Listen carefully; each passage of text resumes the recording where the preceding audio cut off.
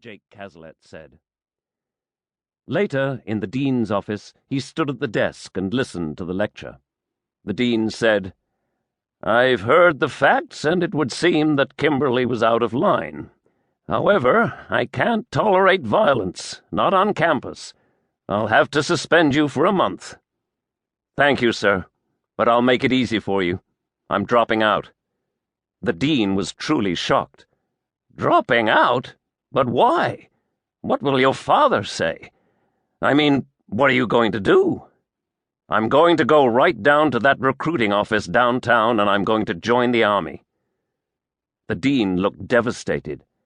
"Jake, think about this, I beg you." "Goodbye, sir," Jake Cazalet told him, and went out. So here he was, 18 months later, a lieutenant in Special Forces by way of the paratroops. His knowledge of Vietnamese had seen to that. And halfway through his second tour, decorated, twice wounded, a combat veteran who felt about 1,000 years old. The medevac helicopter drifted across the delta at 1,000 feet. Cazalet had hitched a lift because it was calling at a fortified camp at Khartoum, and they needed him there to interrogate a high-ranking Vietnamese regular officer. Cazalet was only 5'6" or 7", with the kind of hair that had red highlights. His eyes were brown, his broken nose a legacy of boxing days, and, in spite of the tan, the bayonet scar that bisected his right cheek was white. It was to become his trademark in the years ahead. Sitting there now in his camouflaged uniform, sleeves rolled up, the Special Forces beret tilted forward, he looked like what war had made him, a thoroughly dangerous man. The young medic-cum-air gunner, Harvey, and Headley, the black crew chief, watched him and approved.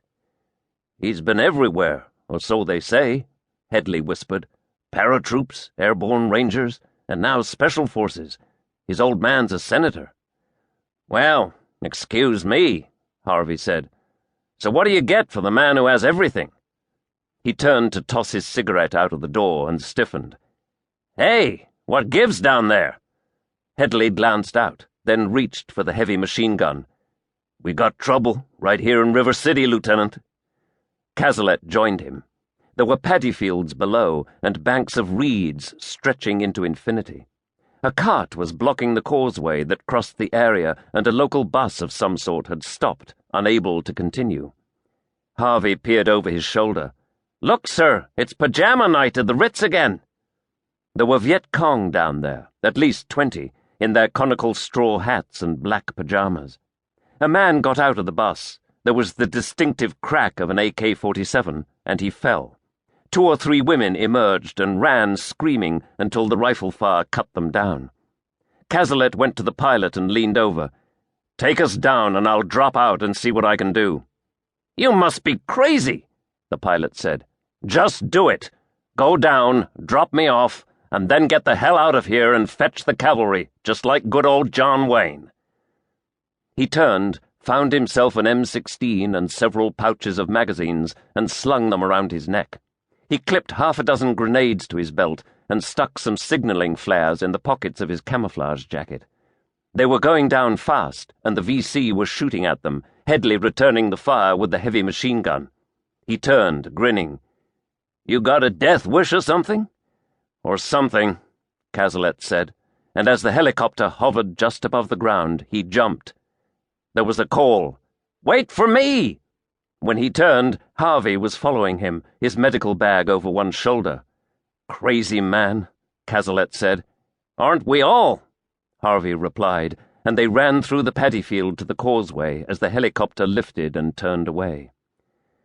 There were more bodies now, and the bus was under heavy rifle fire, windows shattering. Screams came from inside, and then several more women emerged, 2 of them running for the reeds, and 3 Viet Cong emerged on the road farther along, rifles ready. Cazalet raised his M16 and fired several short bursts, knocking 2 of them down. There was silence for a moment, and Harvey knelt beside one of the women and tried for a pulse.